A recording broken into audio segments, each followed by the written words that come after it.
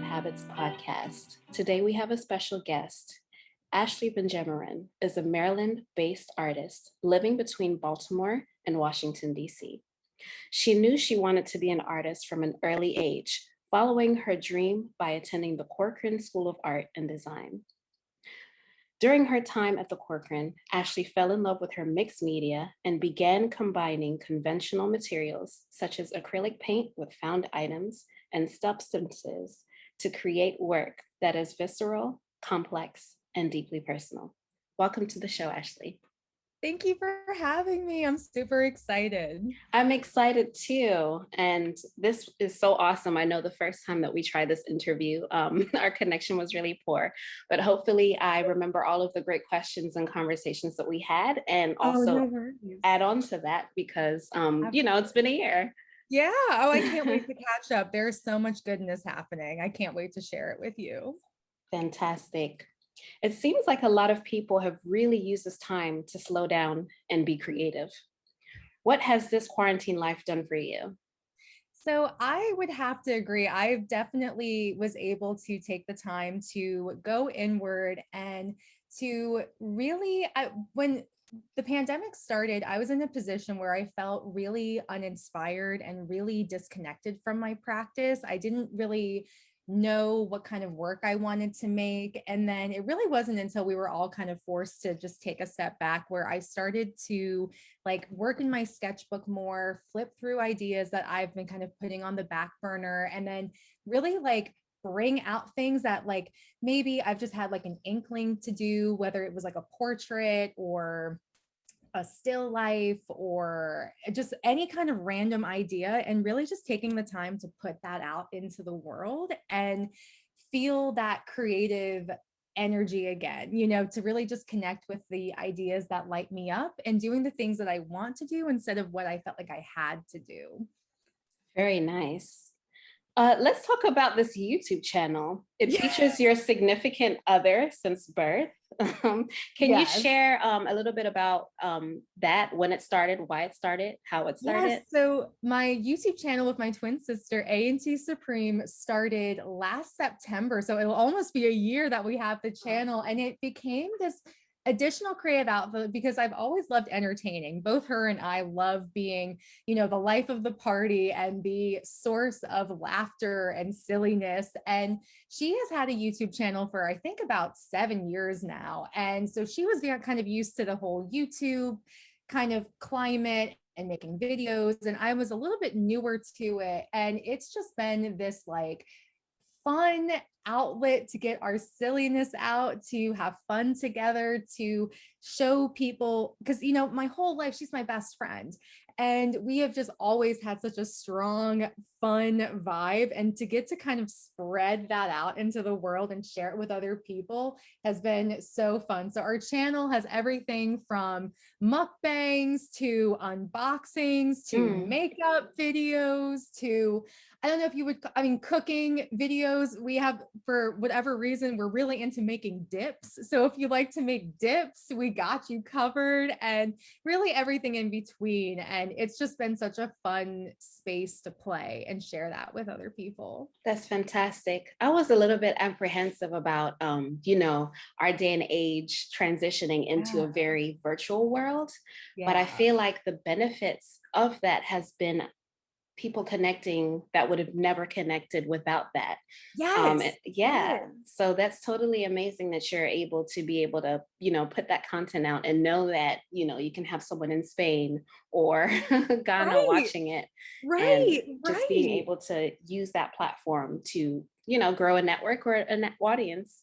Exactly. And I love, I've always been a people person. So I love face-to-face interaction. I love being with people in person. And that really, hurt me during the pandemic because we couldn't see our friends and our family and, people that we love to see all the time. And it really has been such a great way to still connect with people without, having to be together. And it's, at first you feel like, oh, it's just a superficial thing, but we were able to have a sense of community and be able to cultivate. It's little, but it's something. I mean, we've got 56 or 57 subscribers. Wow. That's amazing. So that's very amazing. We are super excited, and they're, it seems like people are enjoying what we're putting out, and that's just even better. So yeah. Fantastic. So going back to your art practice, I love seeing how you organized and curated your work on social media, but even the space you have created for yourself online. What is most Thank important you. for you as an artist when it comes to the business side? So organization for sure has been my most important aspect that I've been really working on. And everyone starts from somewhere, and I kind of went from having just like notes in my phone to just like how much people have paid me and how much I'm putting away, and sort of collecting receipts but sort of not, to really just trying to get thorough. And even if that meant going from iPhone notes to a Google spreadsheet, and you don't even have to go full into doing like any fancy software, but just really trying your best to keep track of those little things. I know they seem like intimidating or even just things that don't matter, but really just if there's a way that you can go from like sloppy to just a little bit more organized, that makes a world of difference, because it's really informed the way not only I function in my business, but the way I price things. I know that Mhm. pricing is a really big thing for artists to figure out. And when you can actually look at your expenses and be like, oh, this is actually how much it costs to make a painting or Mhm. a print or whatever, you get more informed, and then you can really step into more of a like business owner manager sort of role, in addition to your creative artist self. Definitely. Let's talk more about that because I know that is a significant challenge for all artists. Yes. How do you price your art? And I know that, there's no expert way or like no one way of doing things as an artist, but what would you recommend or how did you start figuring out how to price out your work? Yeah. So like you said, there's no perfect formula. And what I've been told throughout the years is like, you want to consider the cost of your materials and obviously your time. But the biggest thing that I've done, so like I itemize. So for example, for like a painting, I will obviously write down, the cost of the surface and brushes, paints, things like that. But I've started to keep a log of time in my phone, actually, of Mm, how long things take, because I used to kind of just like make a number and kind of estimate, but I figured out an hourly rate that that I feel comfortable charging, and then keep note of how long things take. And not only that, because I think we have a tendency, myself included, to charge low and to yeah. really undersell your work. And the thing is, you have to honestly step back and say, hey, this painting took me 40 hours, or this took me 100 hours, and it is what Mhm. it is. It's worth every penny. And you have to consider the price of varnishing, your shipping materials. So I collected all of that information and then was able to kind of see what really was fair and Mhm. accepting that people are going to pay it. And I know it Definitely. feels like we have to minimize because it's going to be, I want to be accessible. Everyone wants to make work that everyone can enjoy. And you have to find a balance, though, to pay yourself, to compensate yourself properly, and give people what they want. And you just got to trust people will pay for it. People will see the value in your work and what you do. And that's the other thing, too, is the bulk of your value is metaphysical, right? Like people see my work and they get excited, they feel alive, they feel inspired. That is something that it's so hard to put a price on, because Mhm. that is, I mean, every artist wants your work to feel that way, or to make somebody feel like they can just put you, add a piece of you into their space, into their life. And you have to consider that as well in your price. So it's kind of a combination of all of that. And then just standing in your truth and being secure that, like, this is my price. This is fair. This is what I'm asking for. And I'm sticking to it, you know? Fantastic. Yeah, absolutely. Um, then that's my question too. how do you find your audience? Because you did mention there are people out there that are willing to pay what you're worth. Yes. So how does an artist go about finding that audience? What do you what do you recommend? Yeah. So this is actually a piece of like, I've taken a lot of, in the last, I would say last 3 years, I've on and off taken a lot of like small business courses and coaching and things like that. I'm actually working with a creative business coach right now, Oh, Julia Baldwin wow. Taylor, who has helped me with this particular piece. So when it comes to, because that's a question I get all the time, is like, how do you find the people to buy your work? And a big piece of that is identifying your ideal collector, your Mhm. ideal clientele. And that could be, you know, and down to like get really specific. How much is that person making? Where do they live? What's their life about? And being able to understand, because it can be, again, like when you think about like, I want everyone to appreciate my art. Well, everybody does, you know, and that's Mm. why we have social media. That's why anyone can follow you and look at it and comment and like and whatever. But when it comes to purchasing your work, understanding that, you know, it can't necessarily be for everyone. So who is it for? And I've noticed a lot of people who invest in my work now are salaried, Mm. uh, tech people. I have a lot of people in like the tech industry, engineers, scientists who collect my work. And it's funny because I ultimately, when I post things, I know that people really enjoy my process and just who I am. So Mm. when I post on social media, I'm trying to, and trying to do this more in videos and story posts with me talking, like really conveying myself and knowing that when I am genuine, people see that and they want to be a part of that. So when they buy Mm. a piece of work, they're kind of like buying a piece of me. I love So that. yeah, yeah. Definitely. So now that we've known your audience, which is quite interesting to me, like I wouldn't have thought tech and Right. scientists and that type of clientele, Yeah. but what does your art represent? So my art really is a physical physical piece. It's almost like sort of manifestation in and of itself of this goodness of energy that I feel around me. And Mm. the manifestation process, if I can be totally honest, I mean, I really have felt such a, in the last couple of years, just feeling more connected to a spiritual sense, or just feeling like I can really have anything that I want, and working Mm. on how to move that into the world. And I genuinely feel like art is the way, one of the ways that I can do that. And so I feel like my work is a representation of this like metaphysical energy, or my experience in manifesting and understanding where I am in the world and just what Mm. it means. I like growing up, I didn't have like any kind of like religion or spiritual doctorate. You know, I kind of like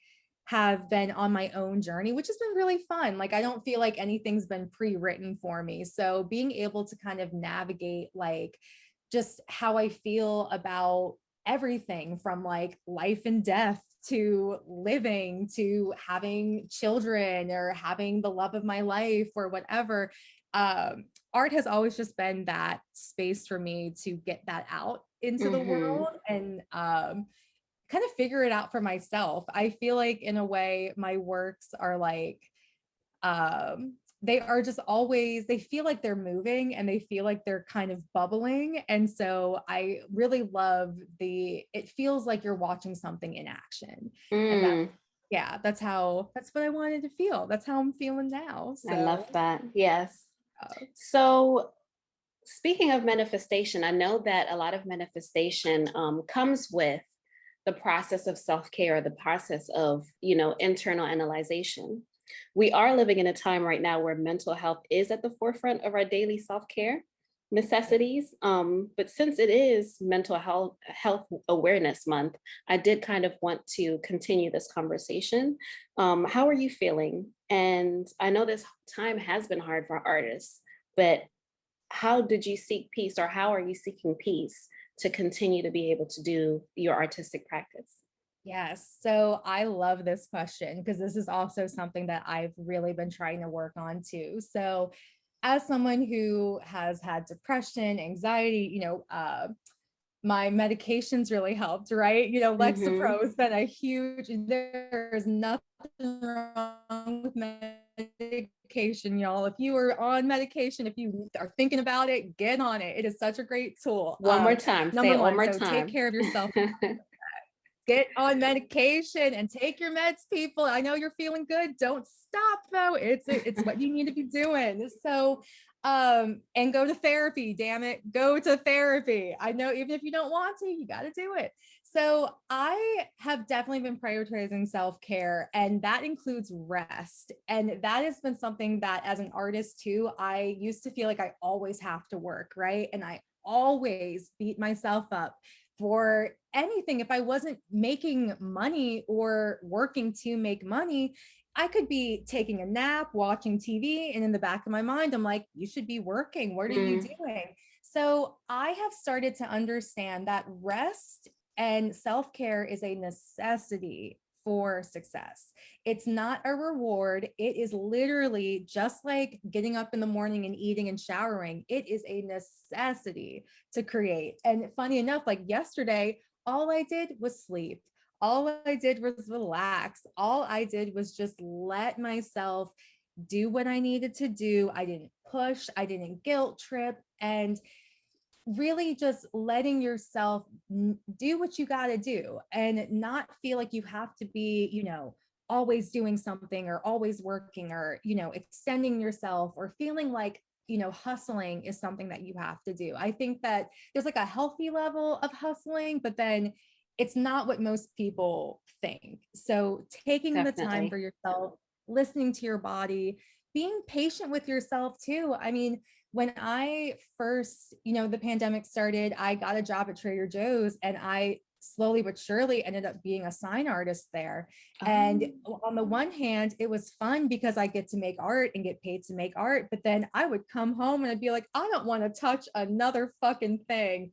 If I like, I don't want to see a painting. I don't want to see a drawing. I don't like, my hands are hurting. My back hurts. Like I'm not trying to do anything. And that was hard for me to accept and be gentle with myself because it's like, look, you have a job too. It's okay if when you get home from your job you don't want to paint immediately. It's okay if the next day you don't want to paint. So just being patient with yourself, know that you'll get to where you want to be and you'll get in a different rhythm when you're ready to. But for the time being, like you're doing your best, you're doing mm. what you got to do, and that's all you can do. And that's all good. That's more than enough.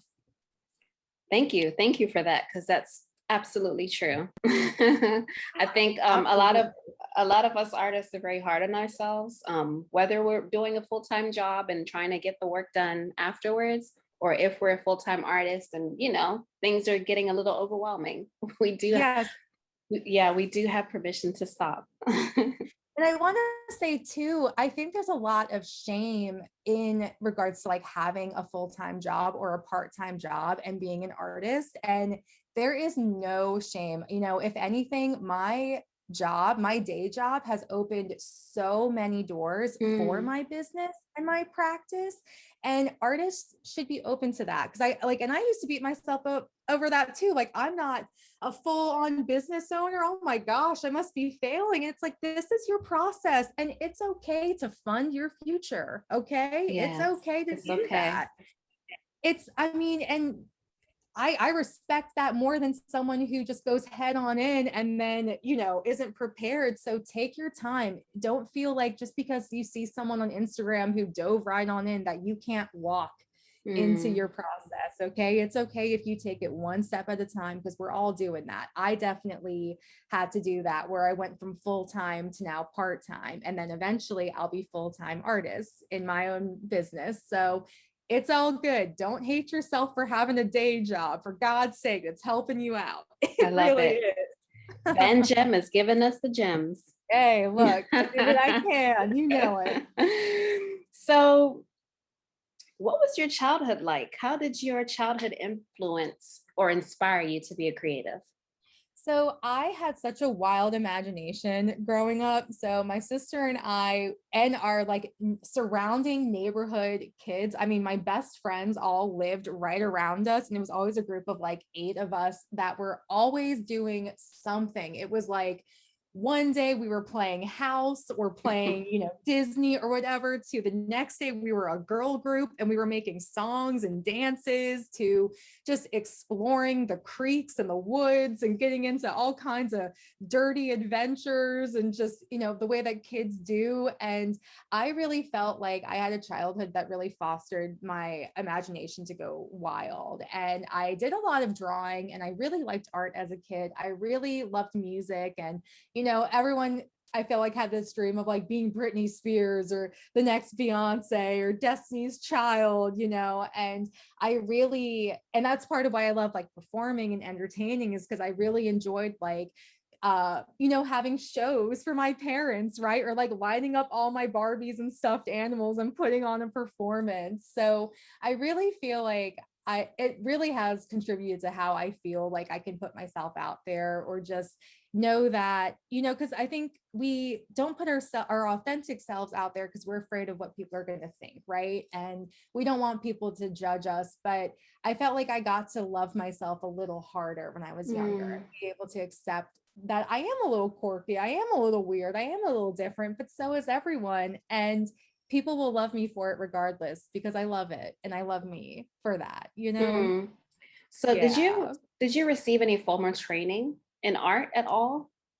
I did. So I took art all through like all through elementary school, middle school, and then I was in like AP art in high school. And I other than that, I mean, that was the bulk of my training. And then I just kept doing it on my own. Like I loved Mm, it. I loved drawing, I loved painting. And I mean, I was so prolific as like a senior in high school. I got my hands on all the materials. And I mean, I work in my sketchbook now, but oh my God, I was just always doing something. And just being supported. I had really great teachers. I had really great friends who also really loved art. And that helped me too, because if I didn't have that support, I don't think I would have necessarily believed that I could do art in a mhm, serious way, in a professional way. mm. And if I could tell myself anything when I was 16, be like, bitch, you got this. Like Yeah. you're going to do this. You won't believe it,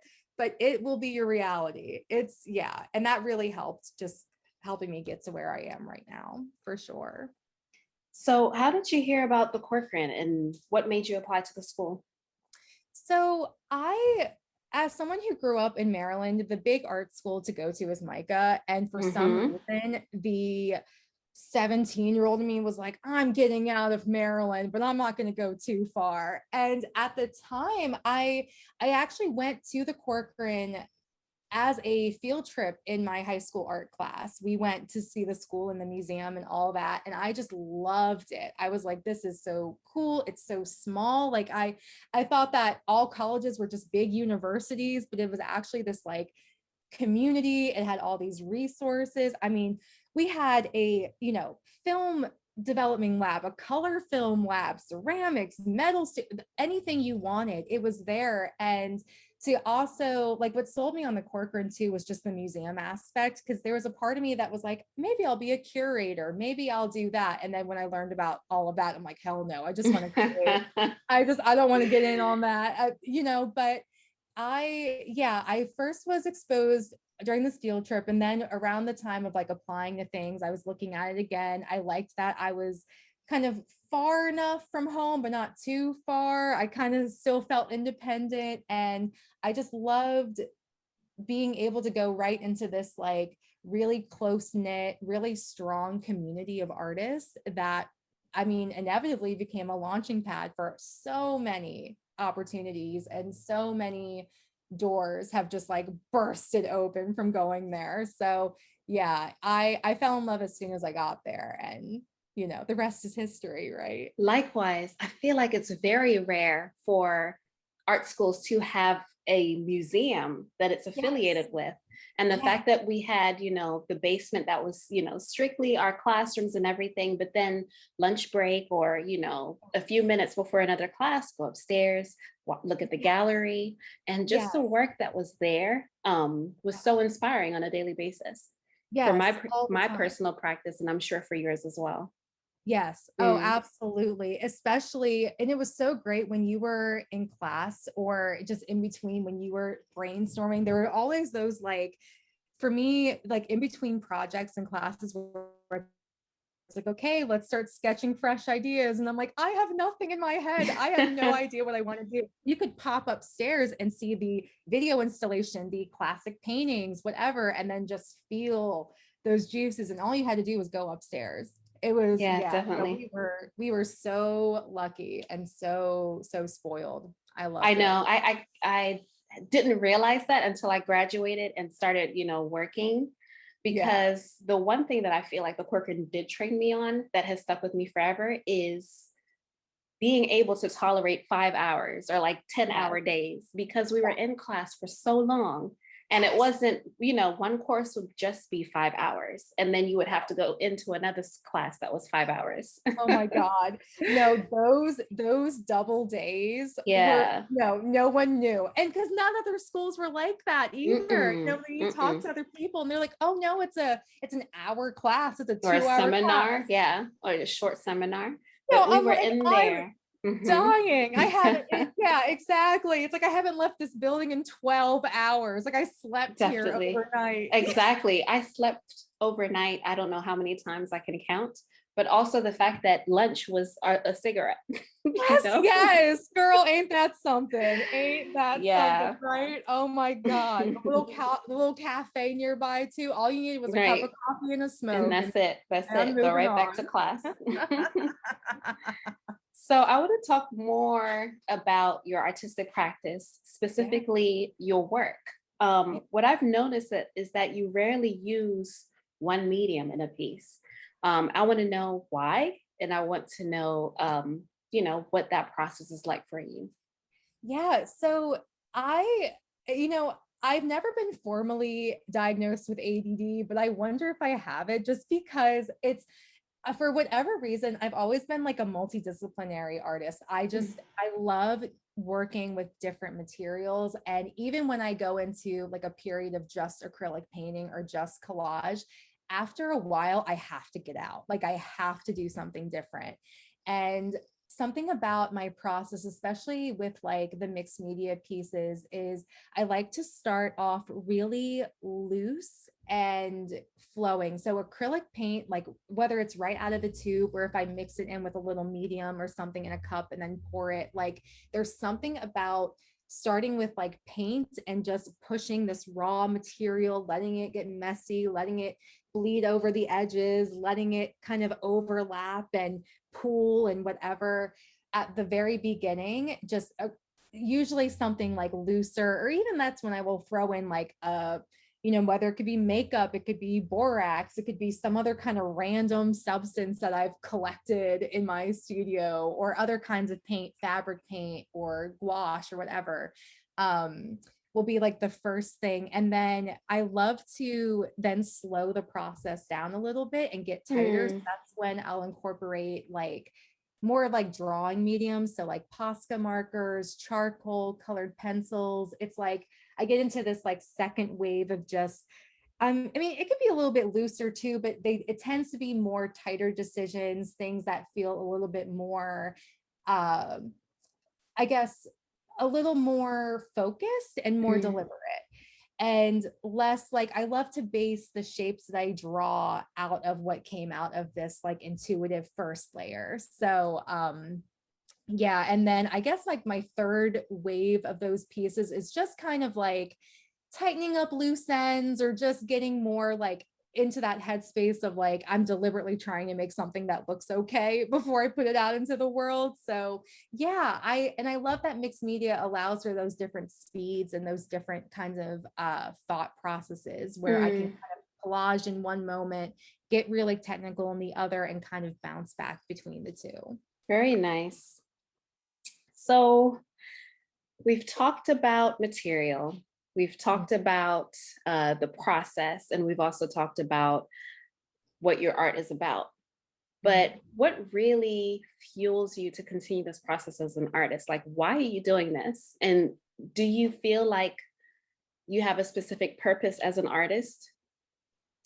Oh yeah. So art, and I knew this from a very young age that I was, if there's one thing I'm supposed to do is to be an artist and to be I guess we would call it a visual artist or a fine artist, someone who's making like art objects. And I always knew that my gift was meant for something. And over the years, it's always, I feel like that meaning or that purpose has shifted, but it always kind of leads to this.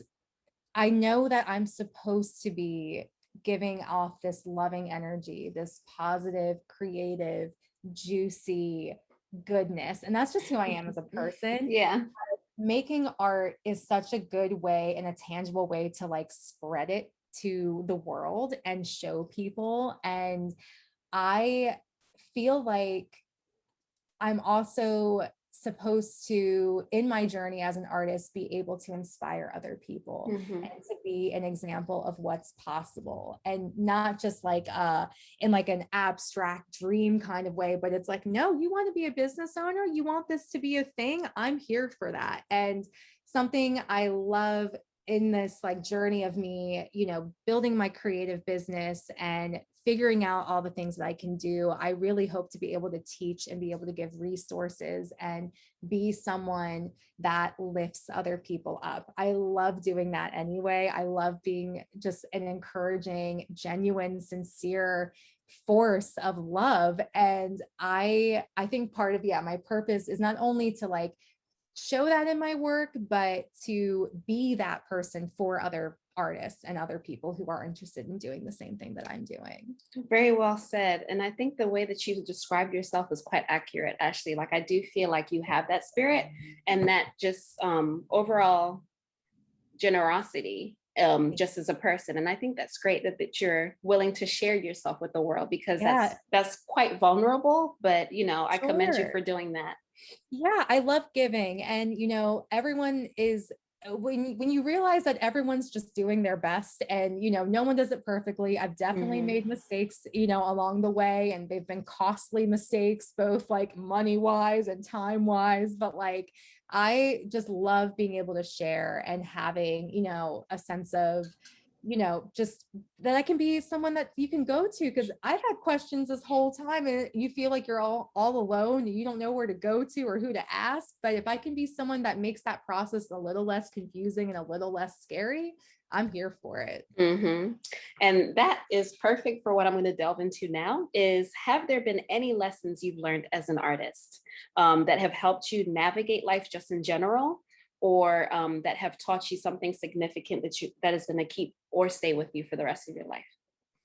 Yeah. So putting the things that you love to do first will always help you out. Anything, if you have, so as a mixed media artist, right? Like, I'll get in these waves of like making abstract work, right? So let's say I've been painting all this abstract work, I'm working in a certain style, and then all of a sudden I get this burst of inspiration that's like, paint a sunset.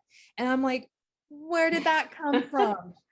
That's not related to what I'm doing right now. I can't work on that. And that little thing just doesn't go away. And I, over the years, used to put that down and be like, that's not who I am. I'm not going to do that. And guess what? That thing cycles back around. It could be 6 months later, a year later. And so when I finally am like, fine, I'll paint some clouds. I don't know why. It's not related to anything. And then I put it into the world. That's when everything that I want in my practice just shoots up. And that's part of the kind of manifestation attitude as well, is that when you listen to that guided voice and you listen to that inspired, just that nudge and those pushes, and you don't lock it away. And even if that means just putting it in your sketchbook, just honoring that idea and that Hmm. flow, even if it feels like it's going to pull you out of what you're doing now, it's necessary for whatever reason.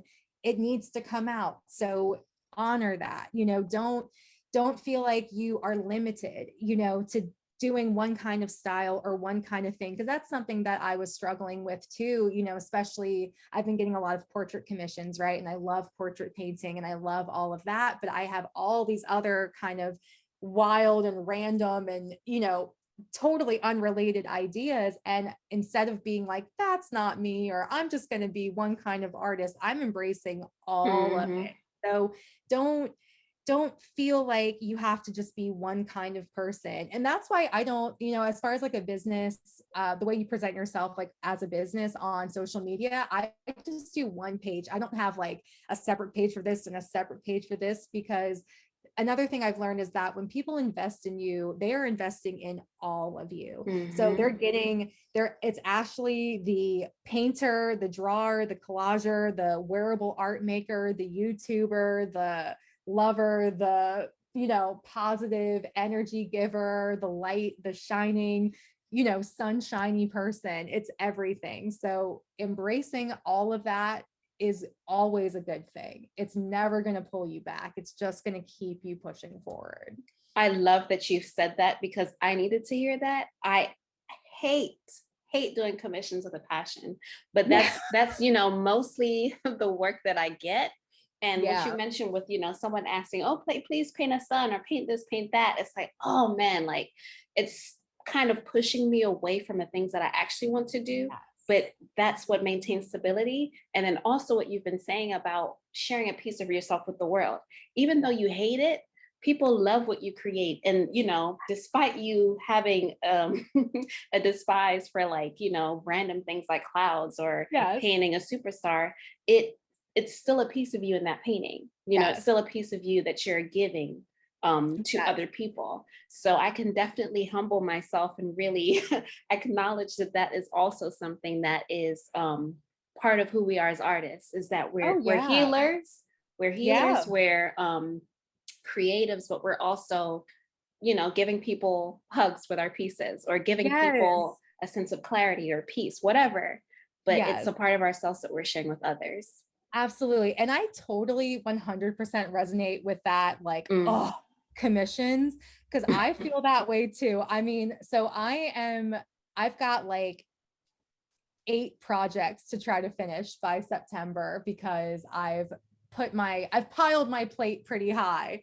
And it's hard to get super excited about them because you are stepping out of your usual flow. And Hmm. even though it's something that you're good at, it's even hard for me to start doing commissions sometimes, because it's like I don't feel inspired, I don't feel it like energized or really connected to this. But something that I also come back to again is just the value that you're making something that's going to be cherished forever. I mean, how valuable is that? I mean, someone, if it's a portrait, if it's that's something that's going to be in someone's family for generations. Hmm. I mean, Yeah, and what an honor it is that someone can trust you to do that and believes in you and supports you, not only financially, but energetically, to absolutely. do that. And that will be that little piece that's like, okay, let's do it. Let's get this Exactly. out of the way. Yeah. And now that I think of it, it's more fear than hate of doing a commission, Yeah. because it's also like, Yeah. oh my gosh, like, am I worthy of gifting you Yes.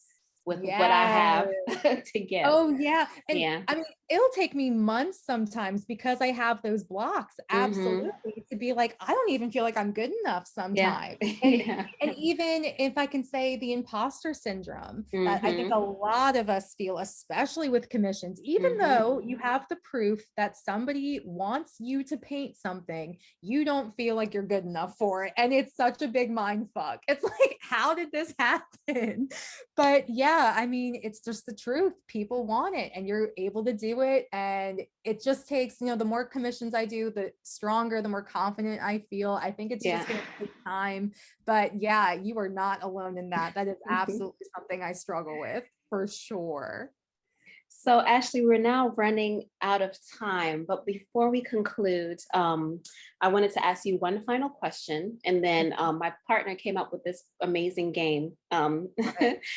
So, I will tell you how the game is played, and then we can Love it. just go ahead and conclude. So, how can we support your artistic journey and follow your career as an artist? So you can right now follow me on Instagram, and that is Ash Van Gem, ASHVANGEM. So I'm in the process of reworking my website and starting an email newsletter. And I will actually share with you that I'm going to be making prints for the first time ever. So like, and my own, like I've done like Society 6 and things like that, but I'm actually going to be printing my own or getting them printed and selling them for the first Love time. that. So definitely follow me on Instagram. I will be sharing all of the goods that's coming. And then, you know, when the newsletter comes out, be sure to sign up when the time comes. So that way you are the first to know when things are dropping and when things are happening. Love it, love it, love it. Thank you so much. So the way this game is played, it's called This or That. And you can pick one or the other of whatever that I'm going to ask you. So I wanted to start off this question with what we've already really been talking about, but would you either choose to be commissioned to do an artist or sell your own personal work? Sell my own personal work. Yep. Okay. I would ask Georgia O'Keeffe or Judy Chicago. Oh, Georgia O'Keeffe. That's hard. Georgia O'Keeffe. Yayo Kusama or Kehinde Wiley? Kehinde Wiley. Oh, for sure. I'd pass out. Are you kidding me? I couldn't even speak. Are you kidding? Oh, Lord. I'll never forget the 30 American show at the Oh my Corcoran. gosh, yes. That talk about a just life-changing exhibition. And we got to just be right there for it the entire time. Oh, amazing. So I sense that you're a 90s baby. NSYNC or Backstreet Boys? NSYNC, for sure. For sure. Oh, that was really hard for me. Yeah, I would have said Backstreet Boys. I love them both, but I would have said Backstreet Oh, Boys. absolutely. Absolutely. Yeah. Collage or pen and ink? Collage. That's hard, but collage. Yeah. Yeah, definitely. Would you rather curate a show for your ultimate favorite artists or have your own solo show and have your favorite artists attend? Oh, oh. I think, you know what? Oh, these are great questions. You know what? No, I would have the solo show and have my favorite artist attend. It would be so cool and such an honor to be like, you inspire me. Look at all the ways you've informed me. I hope you can see it. And if you can't, let me tell you all about it. Ashley, this has been so wonderful. Thank you so much for coming onto the show.